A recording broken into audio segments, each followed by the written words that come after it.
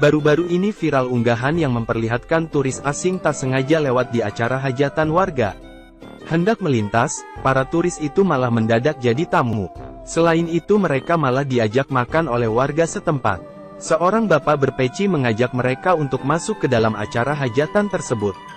Para bule tersebut pun mengambil makanan yang sudah disediakan. Sontak unggahan itu mendapatkan beragam reaksi dari netizen di internet. Bahkan netizen juga salah fokus menyangka salah satu dari turis asing itu adalah Merbis, YouTuber ternama dari Amerika Serikat.